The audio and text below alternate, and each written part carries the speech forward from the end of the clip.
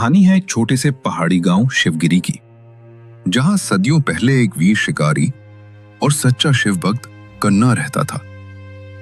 कहते हैं उसने भगवान शिव को अपनी दोनों आंखें अर्पण कर दी थी और उसकी भक्ति से स्वयं महादेव प्रकट हुए थे।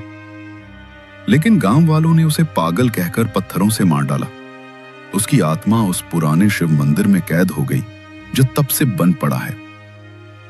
सालों बाद एक यूट्यूबर आरव अपने दोस्तों के साथ उस मंदिर में एक हॉरर डॉक्यूमेंट्री शूट करने पहुंचता है। गांव वाले उन्हें चेतावनी देते हैं, लेकिन वो नहीं मानते। जैसे ही वे मंदिर में प्रवेश करते हैं, अजीब घटनाएं शुरू हो जाती हैं। घंटियों की आवाज, खून से भरी दीवारें और एक बिना आंखों वाला रूहानी भूत जो खुद को कन्ना कहता है। वो कहता है कि अब वो भक्त नहीं, शापित आत्मा बन चुका है और वो हर उस इंसान से बदला लेता है जो भगवान के नाम से खेलता है। आरव के दोस्तों की रहस्यमयी मौतें होने लगती हैं और अंत में कन्ना आरव को जिंदा छोड़ता है, पर एक शर्त पर कि वो उसकी कहानी अपने खून से लिखे। अगली सुबह गांव के लोग मंदिर के बाहर एक वीडियो स्क्रीन पर वो खौफनाक फुटेज देखते हैं जिसमें आरव अपनी आंखें निकालते हुए दिखाई देता है। उस दिन के बाद मंदिर को फिर से सील कर दिया गया, लेकिन आज भी हर अमावस्या की रात वहां से शिव मंत्रों के साथ एक दर्दनाक चीख सुनाई देती है। कन्ना की आत्मा अब भी भक्ति और बदले के बीच फंसी हुई है। मंदिर बंद कर दिए जाने के 5 साल बाद भी शिवगिरी गांव में अमावस्या की रातों को चीखें और मंत्र गूंजते रहते थे। गांव वाले अब उस रास्ते की तरफ देखना भी नहीं चाहते थे। लेकिन तभी शहर से एक पुरातत्व विभाग की टीम गांव में आती है। उन्हें मंदिर की खुदाई और इतिहास को रिकॉर्ड करना है। टीम की लीडर होती है डॉक्टर मीरा, जो विज्ञान की दुनिया में विश्वास करती है, भूत प्रेत पर नहीं। मीरा मंदिर की कहानियों को अंधविश्वास मानती है और आदेश देती है कि मंदिर का दरवाजा तोड़ा जाए। दरवाजा खुलते ही एक ठंडी हवा का तूफान निकलता है और एक पुराना कैमरा जमीन पर गिरता है। वही कैमरा जिससे आरव ने आखिरी बार वीडियो शूट किया था।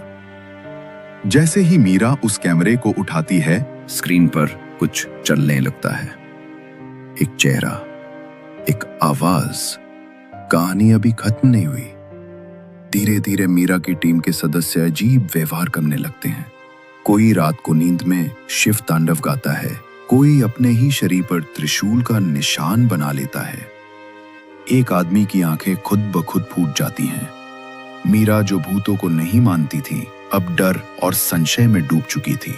तभी उसे मंदिर के गर्भगृह में एक पुरानी दीवार के पीछे एक सुरंग मिलती है, जहां कन्ना के बलिदान और गांव वालों की क्रूरता के निशान मौजूद हैं। एक खून से लिखा गया मंत्र। भक्ति सच्ची थी, इंसान झूठे थे। अब मीरा को समझ आता है कि कन्ना की आत्मा को मुक्ति नहीं मिली, बल्कि उसकी पीड़ा बढ़ चुकी है।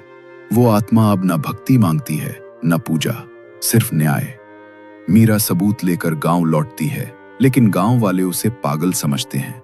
रात होते ही गांव की बिजली चली जाती है और हर घर में शिवलिंग का आकार खून से बन जाता है। पूरी बस्ती पर कन्ना का श्राप टूट पड़ता है।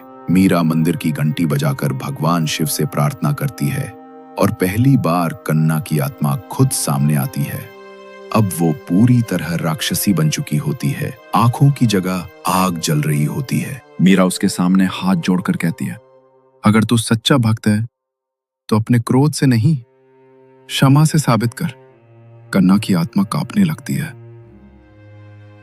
शिव की मूर्ति से एक तेज रोशनी निकलती है और पहली बार कन्ना की आत्मा रोती है, सच्चे पश्चाताप के आंसू।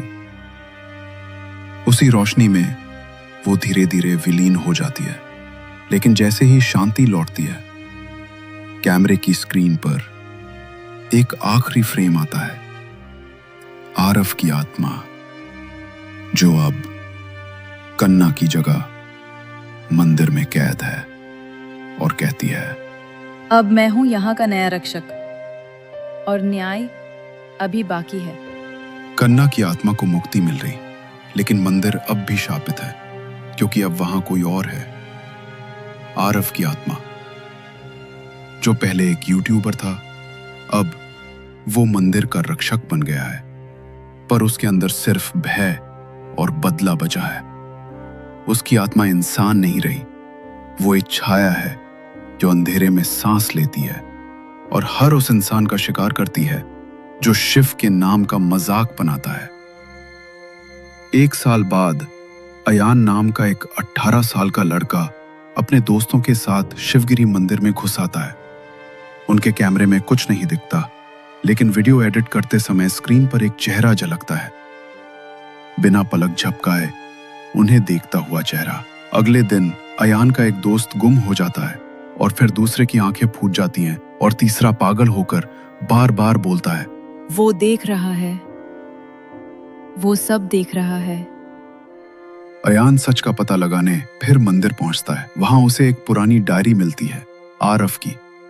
उसमें लिखा होता है कि अब मंदिर को कोई छू नहीं सकता जब तक सच्चा त्याग न किया जाए। अयान समझ जाता है कि ये सिर्फ भूतों की कहानी नहीं, ये शापित भावनाओं का जाल है जो तब तक पीछा नहीं छोड़ता जब तक कोई खुद को खत्म न कर दे। अयान मंदिर के गर्भगृह में पूजा करता है, रोता है और कहता है, हे भगवान, मैं तेरे नाम को मशहूर करने आया था, मजाक नहीं उड़ाने। मेरी जान ले ले, पर और किसी को मत मार। तभी मंदिर की छत से खून टपकता है और एक घना अंधकार चारों तरफ फैलता है। आरव की आत्मा प्रकट होती है। उसकी आंखें अब जल नहीं रही थी, बल्कि अंदर से खाली थी, जैसे वो खुद नहीं जानता कि वो कौन है। अयान की भक्ति देखकर आरव की आत्मा कुछ पल के लिए रुकती है और कहती है, अगर तू वाकई सच्चा है तो ये जगह छोड़ दे और मेरी कहानी सबको बता दे। अयान मंदिर से बाहर आता है, जिंदा लेकिन बदल चुका। वो अब सोशल मीडिया पर वायरल नहीं है, बल्कि वो गांव-गांव जाकर बच्चों को अंधभक्ति और सच्ची श्रद्धा की कहानी सुनाता है। पर कहानी वहीं खत्म नहीं होती। अंत में एक बच्चा उससे पूछता है, क्या अब मंदिर सुरक्षित है? अयान मुस्कुराता है, लेकिन तभी पीछे एक पेड़ की छाया में 2 आंखें चमकती हैं और आरव की आवाज आती है, कहानी खत्म नहीं हुई, ये तो बस एक अध्याय था।